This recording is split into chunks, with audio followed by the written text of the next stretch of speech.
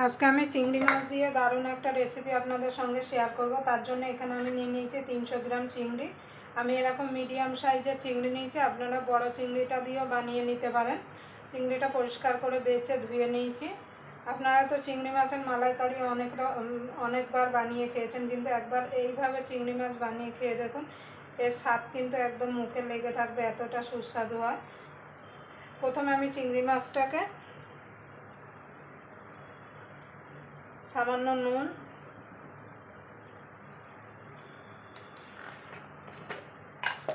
একটুখানি গোলমরিচ গুঁড়ো মাখিয়ে নেব।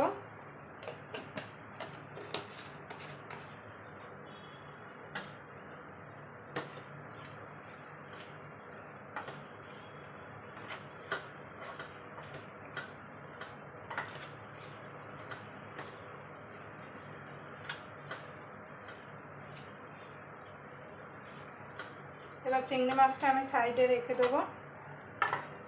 রেখে দিয়ে একটা মশলা রেডি করে নেবো। তার জন্য এখানে নিয়ে নিয়েছি মিডিয়াম সাইজের 2টো পেঁয়াজ, 1 ইঞ্চি আদা, 7-8 কোয়া রসুন আর 5-6টা কাঁচা লঙ্কা। ঝালটা আপনাদের স্বাদ মতো দিয়ে দেবেন, যে যেমন ঝাল খেতে পছন্দ করেন। এইগুলো সব একসঙ্গে আমি মিক্সিতে দিয়ে পেস্ট করে নেবো। আপনারা চাইলে শিলনোড়ায়ও বেটে নিতে পারেন। দেখুন বন্ধু, মিক্সির জার নিয়ে নিয়েছি। এবার সবগুলো মিক্সির মধ্যে দিয়ে দেবো। দিয়ে অল্প একটু জল দিয়ে একটা স্মুথ পেস্ট রেডি করে নেব। দেখুন বন্ধু, মশলাটা করে নিয়েছি। এদিকে আমি মাছটা ভাজার জন্য গ্যাস ধরিয়ে কড়াই বসিয়ে দেবো। এবার কড়াইটা গরম হওয়া পর্যন্ত অপেক্ষা করব। দেখুন বন্ধু, কড়াইটা গরম হয়ে গেছে, দিয়ে দেবো তেল। এই রান্নাটা কিন্তু সাদা তেলেই করতে হবে।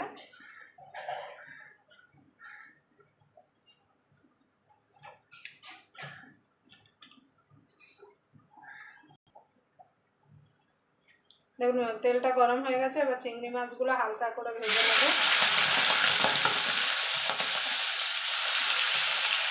চিংড়ি মাছ কিন্তু খুব বেশি ভাজা যাবে না, তাহলে কিন্তু শক্ত হয়ে যাবে।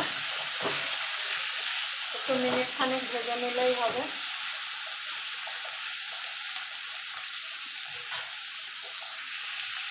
দেখেন বন্ধু, মাছগুলো ভাজা হয়ে গেছে, মাছগুলো তুলে নেব।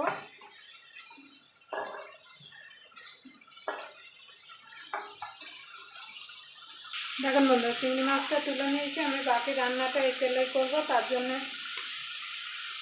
একটা দিয়ে দেবো তেজপাতা, ফোড়নে দিয়ে দেবো গোটা গরম মশলা,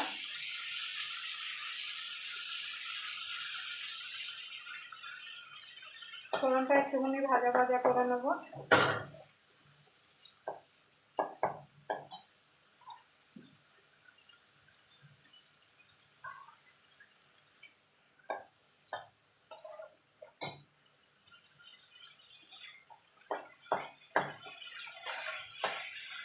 এবার যে মশলাটা করে রেখেছিলাম সেটা দিয়ে দেবো।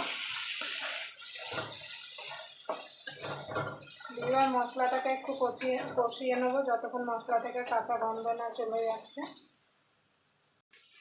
দেখুন বন্ধুরা, মশলাটা কষানো হয়ে গেছে। এবার কিছু গুঁড়ো মশলা দিয়ে দেবো। স্বাদ মতো নুন, ধনের গুঁড়ো, জিরের গুঁড়ো, আর এখানে একটু দই আমি ফেটিয়ে রেখেছি, ওই 2 থেকে 3 চামচ মতো, সেটা দিয়ে দেবো।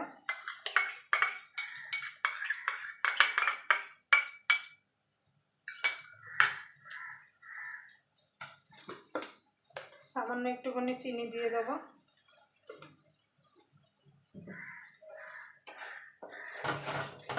দইটা যখন দেবেন অবশ্যই গ্যাসটা একদম নিভিয়ে দেবেন, না হলে গ্যাসটা একদম কমিয়ে দেবেন। এবার ভালো করে এটাকে মিনিট খানিক আরও কষিয়ে নেব।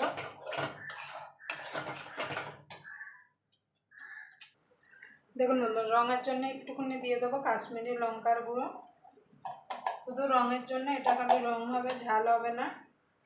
আপনারা তো চিংড়ি মাছের মালাইকারি অনেক বানিয়ে খেয়েছেন, কিন্তু একবার এইভাবে চিংড়ি মাছ বানিয়ে খেয়ে দেখুন, গরম ভাতের সঙ্গে কিন্তু আর কোনো কিছু লাগবে না। আর বানাতেও সময় কম লাগে, আর খেতে কিন্তু দুর্দান্ত হয়।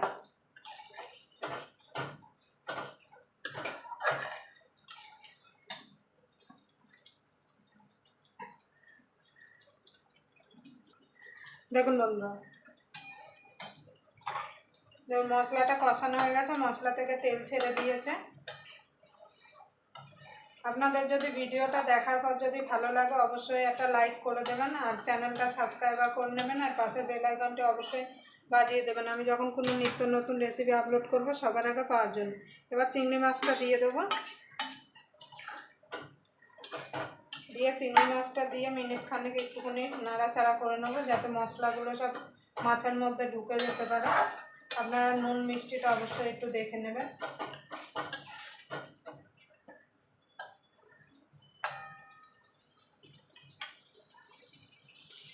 দেখুন বন্ধুরা, চিংড়ি মাছ দিয়ে মিনিট খানেক কষিয়ে নিয়েছি, এবার জল দিয়ে দেবো।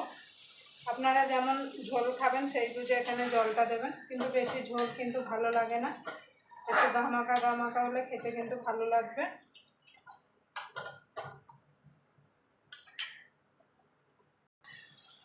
দেখুন বন্ধুরা, চিংড়ি মাছটা হয়ে গেছে। নামানোর আগে দিয়ে দেবো 2টো কাঁচা লঙ্কা চেরা, একটুখানি গরম মশলা,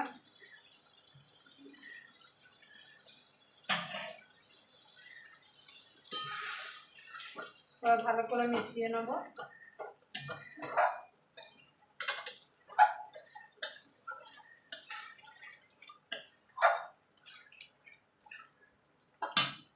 এবার নামিয়ে দেবো।